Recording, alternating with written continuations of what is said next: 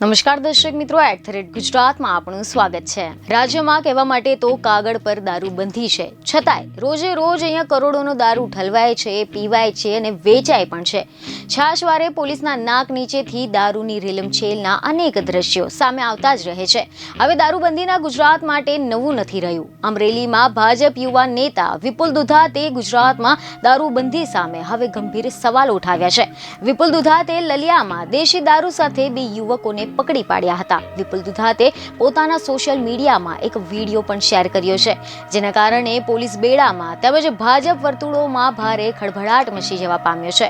હવે જો આના વિશે આપણે ડિટેલમાં વાત કરીએ તો મીડિયા રિપોર્ટ અનુસાર એવી માહિતી મળી રહી છે કે અમરેલી જિલ્લાના લીલિયા તાલુકાના ક્રાકજ ગામના વિપુલ દુધાત જિલ્લા પંચાયતના સદસ્ય અને ભાજપ નેતા છે, તેમજ ગાંધીનગર IBSP IPS હરેશ દુધાતના તેઓ નાના ભાઈ છે। ત્યારે અમરેલી જિલ્લામાં વિપુલ દુધાતે ખુદ દારૂ વેચનારને પકડીને વિડીયો જાહેર કર્યો છે। ભાજપ નેતાએ બે યુવકોને ઝડપી લીધા બાદ મોડી રાત્રે પોલીસ પણ એક્શનમાં આવી હતી અને બે ઈસમોને 19 લીટર દેશી દારૂ સાથે ઝડપી લીધા હતા। પોલીસે કુલ ₹30,380 ના મુદ્દા માલ પણ કબજે કર્યો છે। તો આની સાથે જ બીજી તરફ સોશિયલ મીડિયામાં વિપુલ દુધાતે એક મેસેજ લખ્યો છે, જેમાં તેમણે લખ્યું છે કે લીલિયામાં મને બાતમી મળી હતી કે વારંવાર લોકોની ફરિયાદો મળી રહી હતી કે લીલિયાની અંદર ખૂબ જ મોટા પાયે દેશી દારૂ તથા વિદેશી દારૂનું વેચાણ થતું હોય છે। આજે પણ બાતમી મળે અને વારંવાર લોકોની મૌખિક ફરિયાદો પણ આવેલ કે લીલિયાની અંદર ખૂબ જ મોટા પાયે દેશી દારૂનું તથા વિદેશી દારૂનું વેચાણ થઈ રહ્યું છે,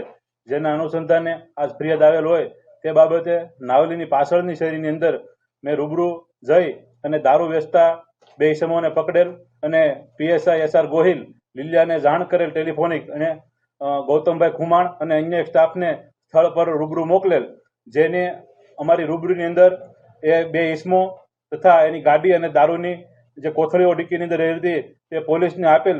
પણ ખૂબ જ દુઃખદ બાબત એ છે કે થોડી ક્ષણો બાદ એ ઈસમો લીલિયા ક્રાકસ રોડ ઉપર જોવા મળેલ।